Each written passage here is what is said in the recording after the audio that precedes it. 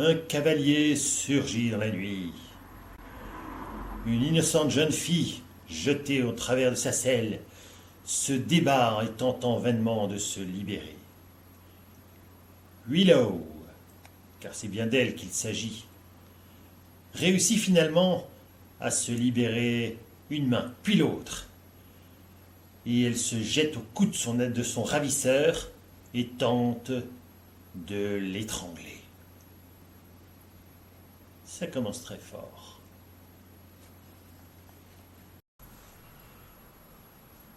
Willow serre le cou de son ravisseur. Le cheval fait un écart et tous deux tombent sur le sol. Puis Willow revient à elle. Elle est dans une salle de cours de l'université de Brocéliande. C'était un cauchemar. Tout près d'elle, un jeune magicien se relève et recule de plusieurs pas. Ça commence à devenir habituel. Mais Sir Archibald, rugit une voix. Nous savons tous que vous êtes le magicien le plus intelligent de cette assemblée et que ça vous donne un certain nombre de privilèges. Arriver en retard, ne pas m'écouter et chatouiller vos voisines. Mais maître, répond Archibald, je n'y suis pour rien du tout. C'est cette fille qui s'est jetée sur moi et qui a essayé de m'étrangler. Bien sûr, sans raison, je m'en doute. Mais puisque vous êtes là, maintenant, que vous êtes bien réveillé, que vous êtes parmi nous, pourriez-vous répondre à une question simple? Qu'est-ce qui fait la particularité de l'orbe de Chronos? Bien sûr, je sais, répond-il en essayant de reprendre contenance. L'orbe de Chronos est un outil de téléportation inventé par le haut magistère Nécros. Il se présente sous la forme d'une boule de cristal qui permet de visualiser l'endroit où on veut se rendre et qui contient un sablier dont la fonction n'est pas très bien définie. L'orbe est pourvu de 4 opales noires qui sont incrustées dans le socle et dont le principal usage est de stocker l'énergie pour la téléportation. 1 minute, fait le maître. Des opales noires sont des objets extrêmement puissants. Beaucoup trop puissants pour un simple objet de téléportation. Êtes-vous sûr que c'est leur usage principal? Eh bien, je n'en suis pas sûr. L'objet en question n'a pas été étudié à fond et tous ses secrets n'ont pas encore été révélés, mais ce qui est sûr, c'est que ce sont bien 4 opales noires et qu'elles peuvent effectivement emmagasiner une énergie considérable. Et pour le reste, l'usage exact de l'orbe n'a pas encore été défini avec exactitude puisqu'Antonius, qui doit hériter des biens de Nécros, n'en a pas encore officiellement obtenu la garde. Bien, je vous remercie de cette réponse très intéressante. Vous pouvez reprendre vos activités. Asseyez-vous, je vous en prie, ne restez pas debout si cérémonieusement devant votre voisine. Avec quelques hésitations, Archibald reprend sa place à côté de Willow, tout en gardant sur elle un regard inquiet. Au même moment, une demoiselle se trouvant un rang plus loin tourne la tête vers lui et lui murmure « Espèce de salaud !» Cette scène a lieu dans une salle de cours de l'université de Brocéliande. Pour être plus précis, la cave. Maître Alcanor, qui donne cours d'artefacts et de fabrication d'objets magiques, est un gaillard imposant. 1,85 m, 140 kg et une musculature en proportion. Que du muscle, pas de graisse. Il est devenu magicien alors que son premier maître l'a débauché de son travail d'apprenti forgeron. À l'époque, il avait déjà un talent exceptionnel en ferronnerie, et ce talent était bien exploité, puisqu'il est aujourd'hui le meilleur fabricant de golems de Brocéliande. Cependant, son talent n'est pas récompensé comme il convient, puisque sa salle de cours est pour le moins rudimentaire. Le cours s'achève sur ces mésaventures. Willow et Auxilia sont là pour faire connaissance avec Archibald, l'accompagner et veiller à ce que sa réputation ne soit pas entachée par quelques scandales, puisqu'il paraît que c'est un bon vivant.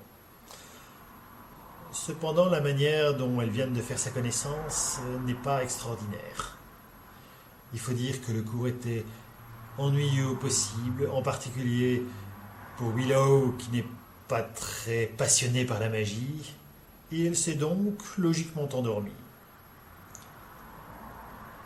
À présent, elles vont devoir rattraper le coup.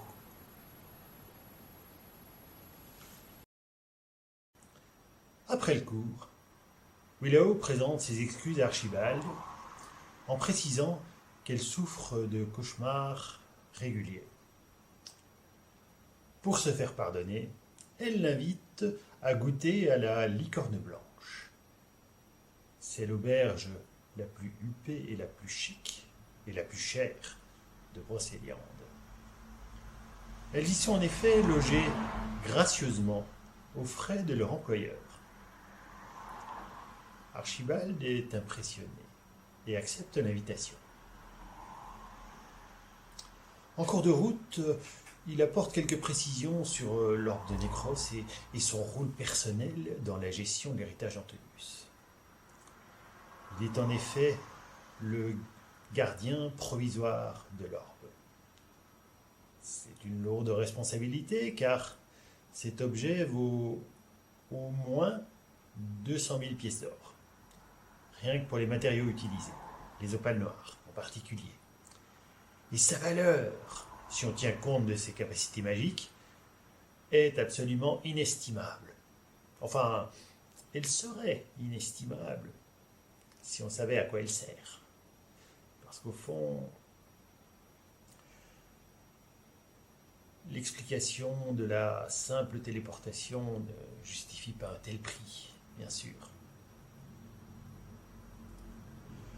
Le malentendu semble dissipé. Ils se rendent donc ensuite au sorcier joyeux.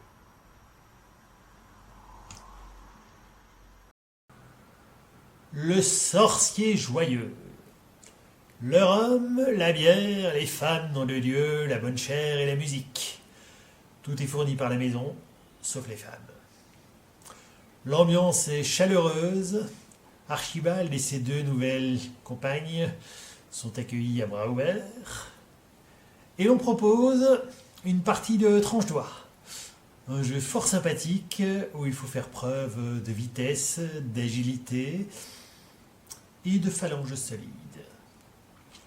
Puis un petit concours de sortilèges inoffensifs, amusants, jets de couleurs, lumière dansante, illusions.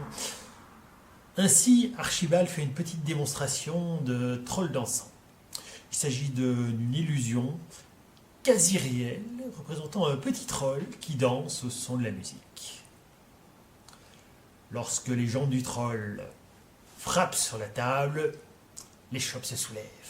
Et si une chope est un peu trop près de lui, elle se renverse, forcément. C'est plus qu'une illusion. De quoi impressionner les assistants.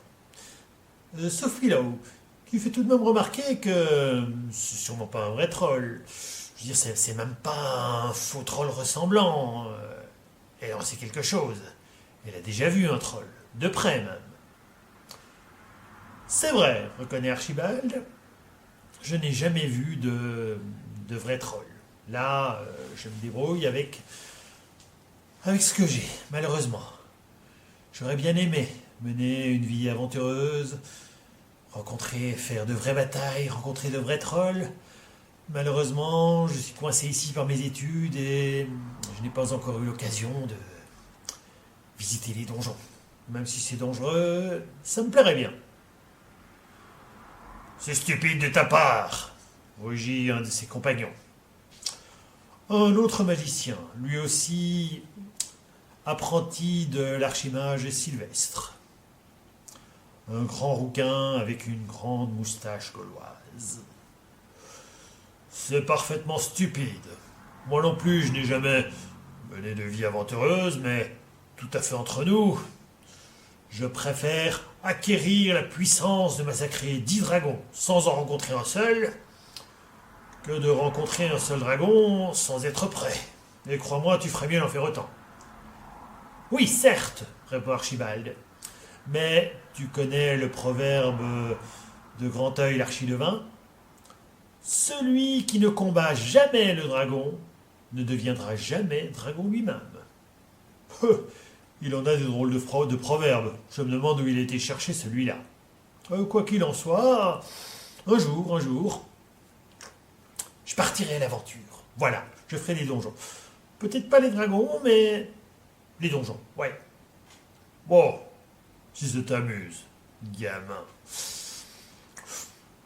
La fête reprend, la bière coule à flot, l'ambiance se fait plus légère. Puis, Auxilia se sent séduite par l'ambiance et pose sa main sur l'épaule d'Archibald. Il tourne la tête vers elle et sourit. Ils n'ont pas besoin d'en dire plus. Et bientôt, ils s'en vont, bras dessous, et grimpent l'escalier qui conduit à l'étage. Discrètement, puisque personne ne fait de remarque. Néanmoins, tout le monde les voit. Ah, sacré Archibald, murmure une voix. C'est toujours lui qui a de la chance. Ils arrivent en haut, pénètrent dans une chambre et la porte se referme. Et puis, une fois qu'ils sont à l'intérieur, Auxilia se dit c'est quoi encore notre mission? Ah oui, nous devons l'accompagner et veiller à ce que sa réputation ne soit pas entachée par une mauvaise rencontre et par... oui, sa réputation, c'est ça. Archibald est souriant et lui propose, eh bien, passons aux choses sérieuses. C'est-à-dire répond Auxilia en hésitant, là, j'ai la migraine. Je viens de me rendre compte que ça va pas très fort. En fait, je suis gay, j'ai pas osé le dire, mais... Et je fais semblant pour pas qu'on le sache, tu comprends? Alors je préférerais qu'on soit juste copains, petite sœur et grand frère, si tu préfères. C'est-à-dire, si tu me laissais le choix, je préférerais pas... Mais bon, finalement, Archibald décide de... Bon, allons. Bon, c'est d'accord, grand frère, petite sœur. Mais si tu changes d'avis... oh non, mais je pense pas, enfin, je suis désolé, ouais, j'aurais peut-être dû... Bon, c'est pas grave, hein. Un jour ça marche, un jour ça marche pas, et puis voilà, quoi. Et il ressort de la chambre. Un peu plus rapidement qu'il ne le fait d'habitude. Puis ils redescendent vers leurs compagnons. Pour donner le change, Archibald arbore un large sourire de façade. Et ils retrouvent leurs amis. Et c'est à ce moment-là que la porte s'ouvre et qu'un nouveau personnage entre en scène. Oh, Archibald, ça alors! En voilà une surprise! Et comme par hasard, c'est toujours toi qui as de la chance avec les gonzesses. Écoutez les gars, il faut que je vous chante la dernière chanson à la mode chez les Torildar. Elle est tordante, vous allez vous marrer. Ce personnage est Fradj le barde. le plus exceptionnel barde de Brocéliande et de Castelforge, et aussi le plus chiant. Quelle surprise! Et c'est quoi ton nouveau titre? Mon nouveau titre, il est génial. Vous allez vous marrer, là, je vous dis franchement. Hein. Ça s'appelle Les princesses et le dragon. Trop fun.